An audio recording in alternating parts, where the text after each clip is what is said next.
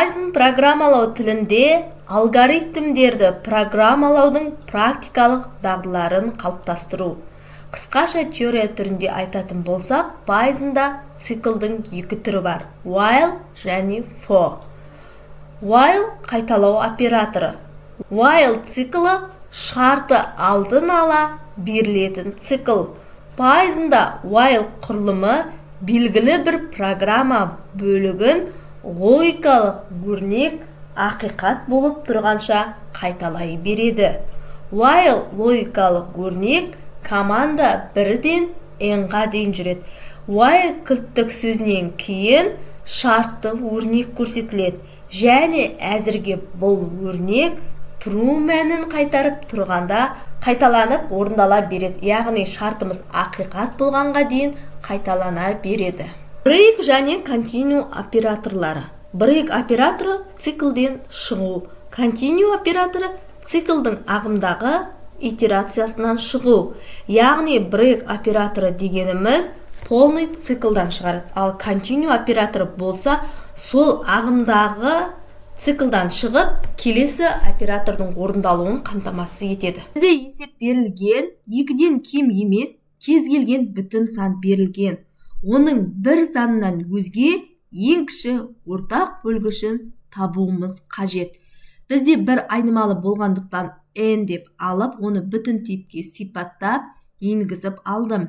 I айнымалысына екі мәнін меншіктейміз. Айнымалысы санауыш рөлін атқарады. Егер I айнымалысының мәніне бір санын меншіктейтін болсақ, онда есеп шарты орындалмайды, ал нәтиже әрқашан бірге тең болады.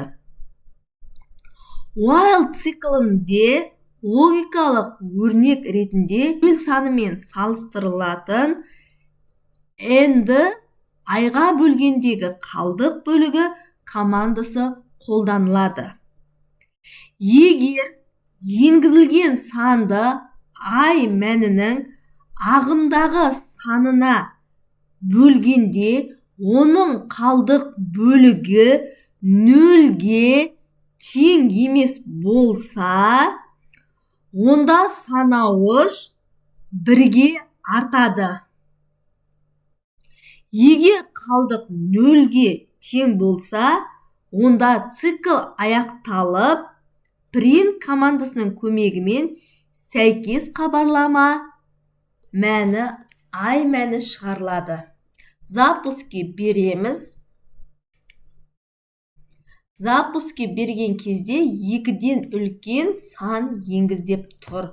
Мысалы, мен 49 санын берген кезде, о кезде ең кіші ортақ бөлгіші 7. Мысалы, 81-ді беріп көрейін. О кезде ең ортақ бөлгіші 3-ке тең екен. 81 3-ке бөлінеді. For қайталау операторы. Pythonда for циклы кез келген берілгендер типінің элементтерімен жұмыс істей алатын қасиетке ие. For циклының синтаксисі for int, in range, команда бірден команда n-ға дейін жүретін болады. Int айнымалысына range функциясының бірінші элементінің мәні меншіктеледі. Содан кейін командалар орындалады. Әрі қарай int айнымалысына келесі рет бойынша мәндер меншіктеледі. Бұл меншіктелу range функциясының барлық элементтерінің мәндері толық меншіктелгенге дейін жалғасады. Range функциясы арифметикалық прогрессиядан тұратын тізімдерді құру үшін Pythonда әмбебап функция болып табылады.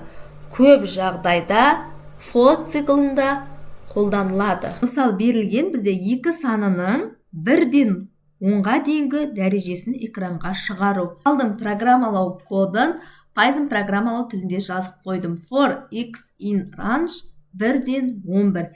Яғни бұл жерде range функциясының қызметі, яғни мынау бастапқы мәніміз, мынау соңғы мәнімізді білдіреді. X айнымалысына range функциясының бірінші элементінің мәні меншіктеледі. Содан кейін командалар орындалады. Әрі қарай int айнымалысына, яғни x айнымалысына келесі рет бойынша мәндер меншіктеледі.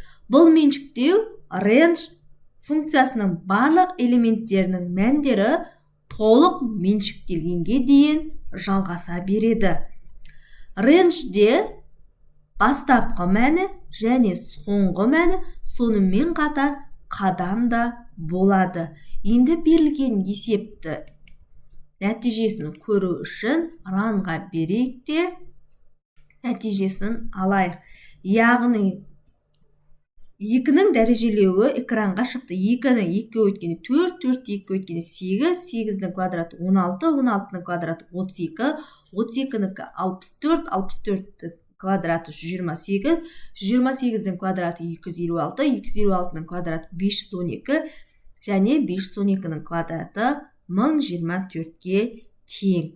Бұл көбейту таблицасы бізде range функциясы бойынша циклмен жүзеге асырылды.